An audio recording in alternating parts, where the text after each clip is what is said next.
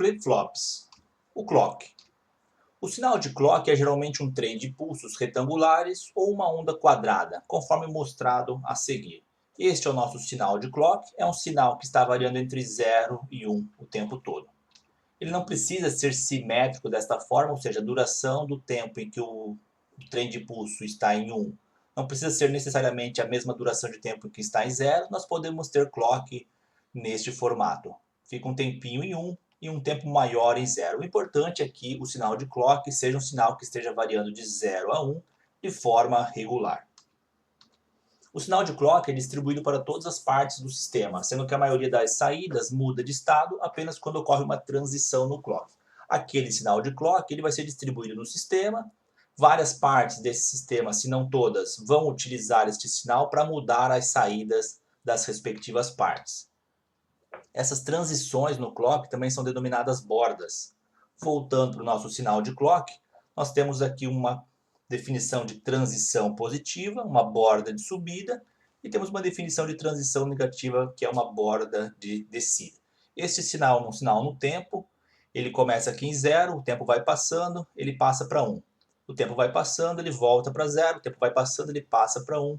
Quando ocorrer essa transição de 0 para 1, nós chamamos de transição positiva ou borda de subida.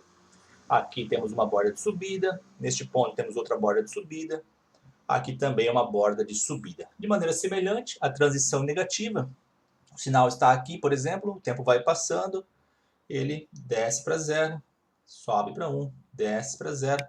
No momento que ocorrer essa transição de nível 1 para 0, nós chamamos de transição negativa uma borda de descida. Aqui é uma borda de descida, neste ponto também temos uma outra borda de descida. Aqui também. Isto é, portanto, a definição de bordas no sinal de clock.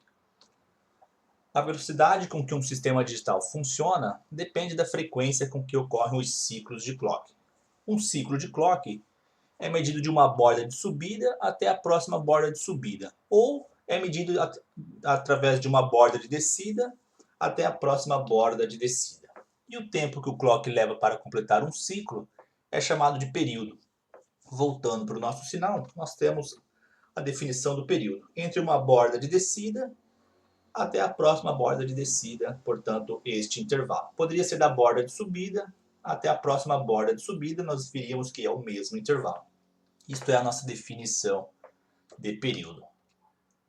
A velocidade de um sistema digital normalmente é representada pelo número de ciclos de clock que ocorrem em um segundo, com unidade aqui ciclos por segundo.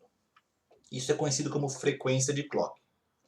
A unidade da frequência de clock é Hz, ou seja, 1 Hz significa um ciclo por segundo. Só para a gente ter uma ideia da velocidade de sistemas digitais, considere um sisteminha que tem uma frequência de clock de 3,5 GHz. O nosso processador aí de qualquer notebook, qualquer computador. A frequência do clock vai ser de 3,5 vezes 10 na nona por segundo, definição de GHz.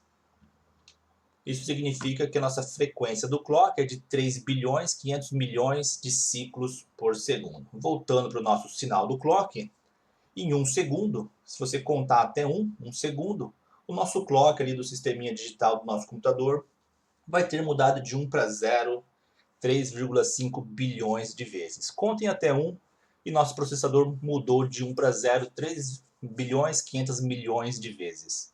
Isto é, portanto, a nossa frequência do clock. Resumindo, sinal do clock, um sinal de onda quadrada, geralmente a gente vai usar esse daqui. Definições das bordas. As partes do sistema digital que usarem o sinal de clock, eles vão mudar nas transições, ou de subida ou de descida, conforme nós vamos ver nos próximos vídeos. Aqui termina este vídeo.